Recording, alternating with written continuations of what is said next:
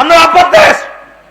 আপনি আমাদের 20 কোটি মানুষের 62 সাল পর্যন্ত কিস্তি দিতে হবে আমাদের। ঘটনা কি ফলাইগুন আমরা বিয়ে করছে, তাহলে এত হলাম কন্দুককে কিস্তি দাও, আপনারা মাহুতায় কিস্তি দেন। ফাইজলামি বহুত করছেন, আর ফাইজলামি করার সুযোগ নাই। গোত্রতন্ত্র, পরিবারতন্ত্র বাংলার জমিনে চলবে না। আপনি আমাদের ট্যাক্সের পয়সা দিয়ে আপনি পদ্মা সেতু করছেন, 115 কোটি টাকা দিয়ে আপনি আপনার আব্বা, এতে কটে আর যোগ্যতা তার, এই ফোলাটা ক টাকার যোগ্যতা আছে? কথা ঠিক কিনা? নাম কাটা গেছে, ডিগ্রিটা পাস করে নাই। ঘটনাটা কি? 115 কোটি টাকার এই টাকা দিয়ে আমার ইউনিভার্সিটি 50 লাখ ছেলে বেকার। আমরা বলতে পারি না এই কথাগুলা, নিউজগুলা ছাপা ছিল। আমার যুবকগুলা কি করবে? তারা সময় মতো বিয়ে করতে না পারলে তাদের মনন ঠিক থাকবে না। আজ ইউনিভার্সিটির যুবকদেরকে আমরা কি দিতে পারছি, ঠিক কিনা? এই জন্য তারা গেছিল চাকরির দাবি, আল্লাহকে চাকরি বাদ দেবে না। এটা ন, তোরা সরকার, তোরা কি, তোরা চাকরি ছেড়ে দিবি বেটা, চাকরি তো রাজকাবে না। আবু সাহেব কি চাকরি? তোর বোনে কত বিসিএস কাটা দেবি না? তোর রক্তের বিনিময়ে আমি আল্লাহ কবুল করছি, যুবক ছেলেরা চাকরি পাইব। লিল্লাহি তাকবীর।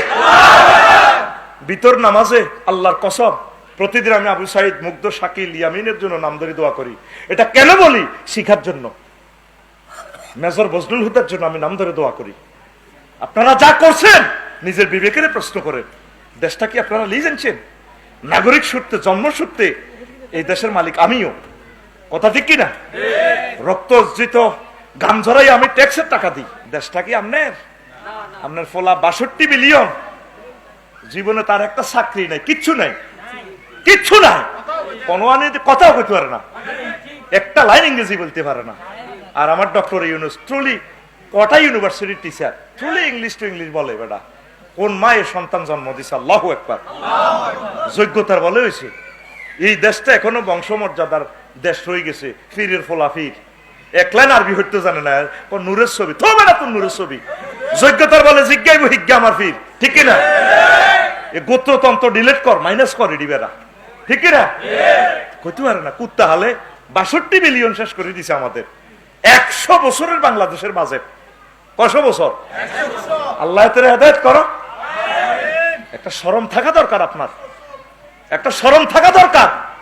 আপনি আমাদের কলিজাতে যে দাগ লাগাইছেন, 5টা মহাসাগরের পানি দিয়ে যদি আমাদের কষ্ট লেখা হয়, ম্যাডাম আমাদের কষ্ট তার শেষ হবে না। দুনিয়াতে শরমে আমরা বলতেছি না, আমাদেরকে যে কষ্ট দিছেন। আপনি আল্লাহর কোরআনের পক্ষে কাজ করেন, আমরা ক্ষমা করে দেব ইনশাল্লাহ। কথা ঠিক কিনা? আল্লাহ আমাদের দেশের মানুষকে সুখে রাখো। লাকসাম বাজারে একদিন আমরা দোকানের সামনে জুতা সিলাই করছি, হিন্দু মুসি, জুতার বিল এসে 10 টাকা, লয় না। কাপসারি ভাই দোয়া করিয়েন। আমি কান্দি দিলাম। এই কথাটা আজকে সবসময় হৃদয়ে ফিরে দেয়।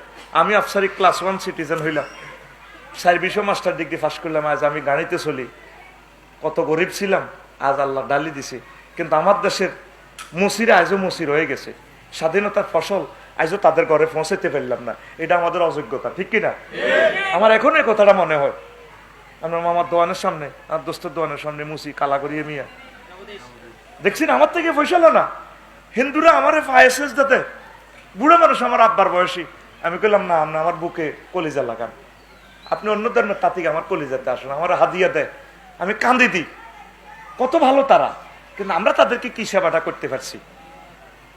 কটে আর যোগ্যতাটা আছে পোলাটার? বলেন বলেন কিভাবে এশিয়া মহাদেশের হিয়ান্দি, জাতিসংঘের হিয়ান্দি স্বাস্থ্য উপদপ্তরে গেছেন, 2টা লাইন ইংরেজি পড়তে পারেন। আমরা এটা বুঝি না?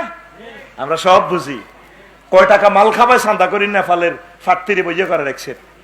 কথা ঠিক কিনা? সব তথ্য আমাদের কাছে আছে।